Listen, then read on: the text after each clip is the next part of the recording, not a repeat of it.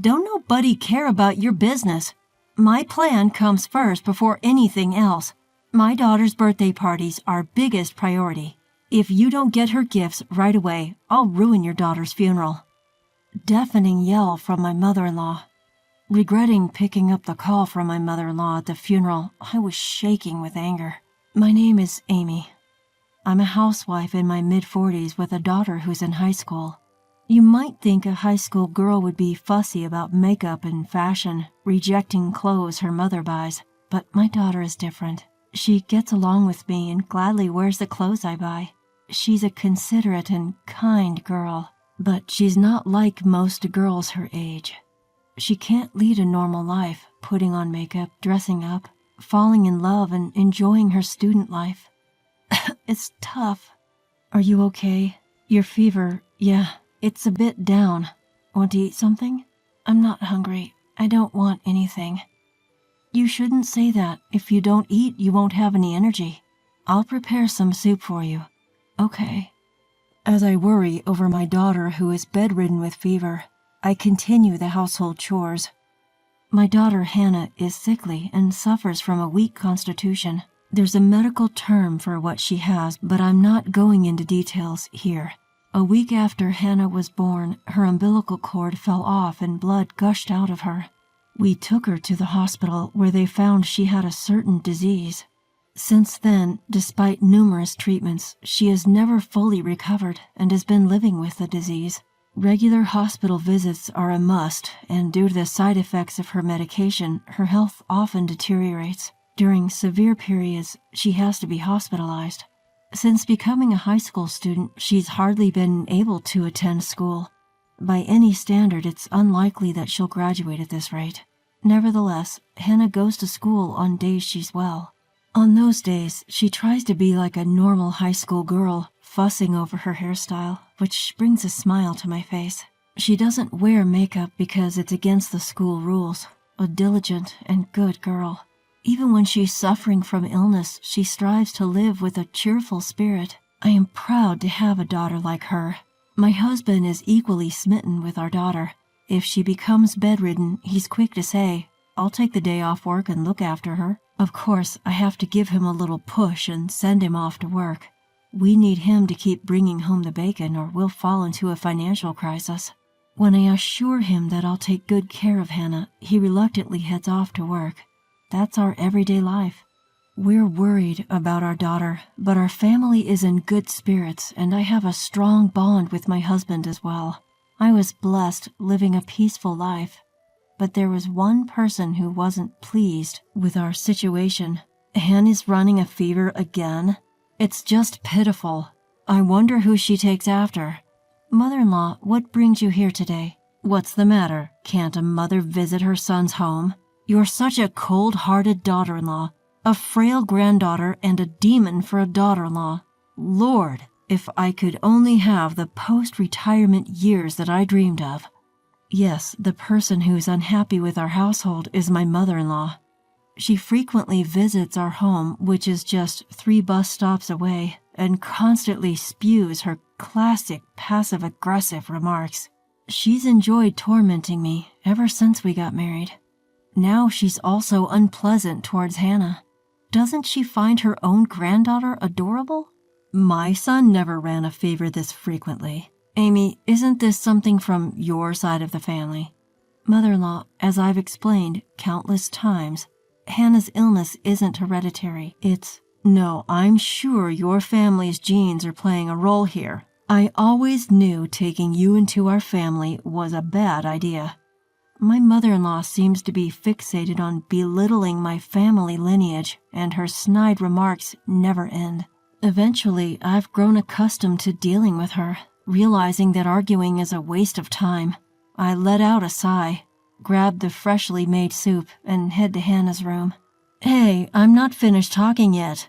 I could hear her yelling from behind, but I just ignored her. Once I entered Hannah's room, her voice became faint. Grandma came over again, didn't she? Right. Same old mother-in-law bashing. No helping it, I guess. Grandma's just... My daughter Hannah lets out a wry smile, but I know she understands. There's no way she can't hear my mother-in-law's loud voice. Yet Hannah never speaks ill of her grandmother. On the contrary, she'll make a guilty face and say, "I'm sorry, Mom, it's because of me." Hannah, it's not your fault at all. She's not at fault in the slightest. Yet Hannah apologizes to me. I don't want her to feel this way, so my husband and I always greet her with smiles. We create a cheerful atmosphere, not wanting her to dwell on negative thoughts. But my mother-in-law destroys that atmosphere in an instant. As I hug Hannah tightly, I bite my lip. Her thin body, so unlike a healthy high school girl. Feeling Hannah's warmth, I feel a sense of relief, but also realize that I must start keeping a distance from my mother-in-law. Days occupied with taking care of my frail daughter. On the rare days she goes to school, I worry non-stop. I took back our house keys from my meddling mother-in-law. Days filled with endless quarrels with my ranting mother-in-law. My husband working hard for our beloved family. My laughing daughter, Hannah. Despite everything, they were peaceful days, and I thought they would last forever. I don't know why I believed that. There's no such thing as forever. Everything that begins must also end. On a rainy summer day, Hannah fell ill. Unrelenting heat. The doctor looked grim as he reviewed the test results. I held my trembling daughter, Hannah, in my arms, and then she was admitted to the hospital. Summer vacation had begun, and by the time it ended, Hannah was still in the hospital, still receiving treatment. Those were incredibly difficult and painful days. Hannah looked like she was suffering so much. Even so, I believed she would recover. She would surely get better. More than anything, Hannah herself believed that. But Hannah passed away. "Dad, Mom, I love you." Those were her last words before she embarked on her far-off journey. Looking up at the dreary sky as the autumn rain continued to pour, I was in tears. The tears wouldn't stop. It was raining during the funeral, too. It felt like the sky was crying for me, as I was too busy to even shed tears. The tears I shed on the day Hannah passed away have now dried up. I was that busy. My husband, too, had taken time off of work and was rushing around. I was swamped with contacting relatives and Hannah's school. That's the only way I could cope. I couldn't stand it unless I was busy. The loss I felt from losing Hannah was that immense. Many people came to the funeral in the rain. Even though she didn't go to school much, many of her friends came to pay their respects, and they all cried. There were kids who screamed and cried out in disbelief. Some broke down crying, saying they would love her forever. Watching them, I felt a perverse sense of happiness. Everyone loved Hannah. Knowing that she was a child who was so loved, I couldn't help but feel happy. Many people spoke to me, and they all praised Hannah. My parents hugged me as they cried. I couldn't help but break down in tears. It was then that my phone, which was in the pocket of my black funeral attire, vibrated. I had my phone on me in case someone needed directions to our funeral's location, so I quickly stepped away from my seat and looked at the screen. The caller ID showed that it was my mother-in-law.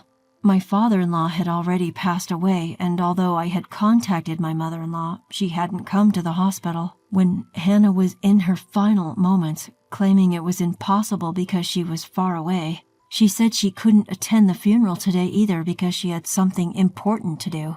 But I wondered, would she really say she's coming after all? Even someone like her might want to say goodbye to their grandchild. So I answered the phone, but I instantly regretted it. "Amy, what on earth are you doing?" She yelled at me. "Huh? I'm at Hannah's funeral." "What? Stop joking around and get over here right now." "To your place? That's impossible. What are you talking about?" "Right back at you. I told you I had something important to do today, didn't I? Hurry back and help me out." "Huh? I don't have anything more important than my daughter's funeral." "Don't nobody care about your business? My plan comes first before anything else." What on earth is she talking about? First of all, as a mother, my daughter's funeral is the most important thing now, and it's wrong of my mother-in-law to not even care about her grandchild's funeral. My mother-in-law had always been adamant about not going to the funeral, no matter what my husband said.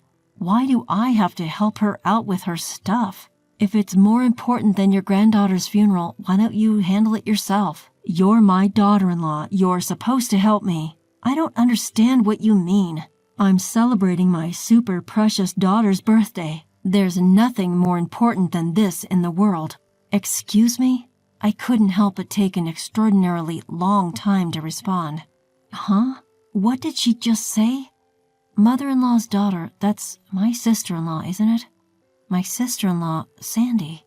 I remember she lives in some incredibly remote part of the world where the only means of communication is through a phone that hardly ever gets reception. Because of this, while we did send an email about today's funeral, we have no idea when she'll read it. So, what's this about Sandy's birthday? Huh? What about Sandy's birthday exactly? Sandy's coming home after such a long time, and coincidentally, it's her birthday too. We have to celebrate it grandly, don't we? Like I care. So I need to thoroughly clean my house and prepare a huge feast, so come over here fast.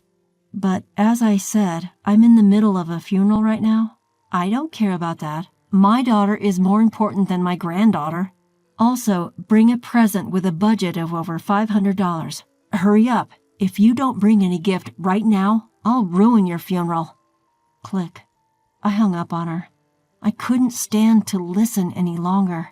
If I had to hear any more from my mother-in-law, I felt like I'd march over there with a baseball bat. Just how selfish can my mother-in-law be? Your daughter over your granddaughter? I'm not saying they should be compared, but to say your daughter is more important than a funeral. She must be kidding. I told my husband Mike everything that had happened, and we decided to ignore her. Mike tried to contact Sandy, but either she was still in the plane or we just couldn't reach her. Pulling myself together and regaining my composure, I returned to shedding tears at my daughter's funeral. The day after the funeral, Sandy visited our place. She read Mike's email and flew here right away. She apparently thought it would be faster to come home than to try to get in touch while traveling from where she lives, but it took her a great time to get here. In the end, she didn't make it to the funeral, Sandy bowing her head in apology. After paying her respects at the altar, she shared various stories with us. There were stories I had never heard before about my daughter and Sandy, who we hardly ever got a chance to see. Listening to that, I found myself reminiscing about my daughter when she was little, and once again, I started to cry. In the end, my mother-in-law didn't even bother to come to pay her respects. My sister-in-law, Sandy, deeply bowed her head and apologized for this. "I'll do something about my mom," she said before leaving, but I wonder what she meant by that. Then, a few days later, the reality that my daughter was gone still hadn't sunk in, and I found myself in her room. I gently stroked her study desk. The room, untouched since her death, was filled with so many memories of her. Just as I felt like I was about to cry again, the doorbell rang unexpectedly. Startled, I quickly wiped away my tears and was speechless as I looked at the monitor. To my surprise, it was my mother-in-law. My mother-in-law, who had angered both my husband and me with her inappropriate remarks on the day of the funeral. She hadn't even come to pay her respects, and even after a few days had passed, she hadn't shown up. What does she want now? I had no intention of opening the door, so I responded via the intercom. "What can I do for you, mother-in-law?" "Oh, Amy, please, help me." Just after I was left puzzled by her unexpected plea for help. "I might end up joining my granddaughter if this keeps up. Please, help me," she exclaimed, saying something unthinkable. Wondering what was going on, I reluctantly opened the front door, and my mother-in-law fell in. What's going on? Help me. My daughter. Ah!" While I was tilting my head, not understanding what she was trying to say, a figure suddenly came into my view. Well, well, here you are, Mom. The figure was Sandy. She had a smiling face, but somehow it gave off a silent pressure. Eek! She's here! Huh? What? What? Seeing the pale face of my mother-in-law, who screamed at the sight of Sandy, I was completely stunned. What on earth is happening? Oh, come on, don't say things like, she's here. It's rude. See, Mom, it's your cute daughter, right? No, not cute at all. What in the world is going on? Just until the other day, she was talking about her daughter and her birthday being more important than my daughter's funeral. What happened in just a matter of a few days? While I stood there, bewildered, Sandy handed something to our mother-in-law. Don't worry, the next part is much easier. Here, you just need to put this on your head and go about your life. Saying this, Sandy put it on my mother-in-law's head. She shook it off and hid behind me. I'm not wearing that. Why not? People will think I'm a weirdo if I walk around with that on my head. Wondering what on earth it was, I looked at the object that had fallen to the floor. It was a mask. Not the kind of mask you would see at a fair, but something, I don't know, a mask that you might see worn by a tribe living deep in Africa during some strange ritual. The kind of thing a shaman might like. And why does Sandy have something like this? Why put it on my mother-in-law's head? This mask is used for fortune-telling where I live, Sandy explained in response to my question. It has an interesting look. It's a great craft work that has been passed down since ancient times. I was stunned. Well, yeah, looks like it. So you're going to put this mask on top of my mother-in-law's head, not on her face? If it's on her face, she wouldn't be able to see anything. This isn't an ordinary mask with holes for the eyes. I mean, if it did have holes in them, I wouldn't mind letting her wear it on her face. And what happens when she puts it on? Oh, you didn't know? This mask has a demon-repelling effect. As if I would know about such an effect. A demon repellent? Exactly. You see, no matter how hard you think, she's clearly possessed by a demon, right? With that, Sandy pointed at my mother-in-law, her own daughter, saying such a thing. So this is what she meant by, I'll do something about my mom. So if she wears this for a few days, I think she'll definitely become a normal human being with morals. I've been trying several methods for the past few days. A different method? I had her wear a necklace of garlic and run around the neighborhood. Isn't that for vampires, not demons? Or are vampires also demons? I'm not quite sure, but oh well. But what's with the running? Is that why my mother-in-law has been looking so worn out? That must have smelled terrible. Garlic isn't that bad unless you cut it open, you know. That's not really the point, but that's beside the point. The issue is that she wore that and spent a few days, that she was running. I really wish I could have seen that scene. Do you want to see the pictures? Oh, yes, please. Sandy has pictures. What a pro. You guys, what are you so happy about? Show a little more sympathy for me. My mother-in-law started to complain as Sandy and I were laughing and looking at the pictures. I almost forgot she was here. Why do we have to show sympathy for you? Sandy looked up from her phone and glared at my mother-in-law. Why? Because you're my daughter. If you want sympathy from your daughter, why don't you become a person deserving of sympathy? Do you think there's anyone else as sincere as I am? Where's the good in someone who dismisses their grandchild's funeral as whatever? Sandy exclaimed, her mouth wide open in anger. When I rushed home and came back for my niece's funeral, I find you here just lounging at home. And when I asked if the funeral was over, you boldly said you didn't go. I thought maybe you were sick, but you were just doing push-ups to show how fit you were. Push-ups? She wouldn't even go light an incense at the wake. I don't care about my birthday. Screw that. What are you talking about? It's a parent's duty to celebrate their child's birthday. I've never heard of a grandmother prioritizing her daughter's birthday over her grandchild's funeral. Their shouting match was getting so intense that Sandy and my mother-in-law were both panting heavily. That's why I'm saying we need to cleanse this rotten character of yours that's like you've been possessed by a demon and start over. Sandy cried out at the end, tears suddenly rolling down her cheeks. It's pitiful that Hannah had a grandmother like you. Her words stuck in my throat. Sandy loved my daughter too. Even if the time they spent together was short, there was no doubt that Sandy loved my daughter. Holding back the tears that threatened to spill, I stared hard at my mother-in-law. She faltered for a moment under my gaze. Mother-in-law, what is it? You didn't do anything for my daughter when she was alive, did you? And I'm not talking about giving her stuff. You didn't even care about her, did you?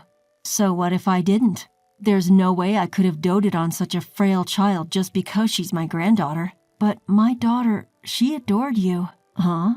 At my unexpected words, my mother-in-law was at a loss for words. I told her to wait a moment and went back into the house. From my daughter's room, I took that and returned to my mother-in-law, who was still at the entrance. Then I handed her a letter. What's this? It's a letter from my daughter to you. Eh? My mother-in-law looked back and forth in surprise between me and the letter. In my hand was a letter, certainly addressed to Grandma, in my daughter's handwriting. My mother-in-law tentatively opened it and checked the content. As she read on, her eyes widened, and before we knew it, tears were welling up. No, I didn't do anything for Hannah. I was never kind to her or showed her love. Crying out, my mother-in-law collapsed to the ground on her knees. Picking up the letter that fell from her hand, my sister-in-law also read it. Sorry for not being a healthy granddaughter. I'll try to be stronger, so don't hate me. I love you, Grandma. Hannah, even though she was such an unloving old woman, Hannah was a kind child. Yes, she truly was. At my murmuring, my sister-in-law nodded, tears streaming down her face. Tears wouldn't stop from my eyes either.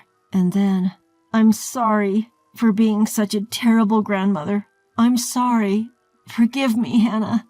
My mother-in-law was crying her heart out, bowing deep on the ground. The three of us kept crying for a long time. After that, my husband, who came home to see us crying, was taken aback. My sister-in-law explained briefly and then took my mother-in-law home. Despite her shaky steps, my mother-in-law tightly clutched on to the letter from Hannah. A few days later, my mother-in-law said she wanted to pay her respects at Hannah's memorial portrait, but I firmly declined. However, I told her it would be fine for her to visit the grave after the burial service was over, which is planned once the mourning period concludes. My mother-in-law said quietly over the phone, I'm sorry. No matter how much she reflects and regrets, I can't forgive her cold attitude towards Hannah while she was here, and certainly not what happened on the day of the funeral. I plan to continue being almost entirely estranged from her, and I guess my mother-in-law has sensed that. The pushy and sly old woman that my mother-in-law was is nowhere to be seen anymore. My sister-in-law went back overseas where she currently lives, and my husband keeps contact with my mother-in-law to a bare minimum. My mother-in-law, now leading a lonely life in her old age, has developed dementia. Luckily, we quickly found a retirement home and now she lives there. Of course, I don't visit her, and my husband only goes when it's necessary. According to my husband, who had to go to the facility recently, my mother-in-law keeps murmuring, I'm sorry, Hannah. Even hearing that, I feel nothing. No matter how many years have passed, I can't forgive her, and I don't even want to. But then I think, in my gaze is a picture of Hannah, smiling happily. If it was Hannah, that kind girl, she probably would have forgiven my mother-in-law. No, she probably never even held a grudge in the first place. She was such a kind child. Mom, I love you. I thought I heard her voice and gently wiped my eyes.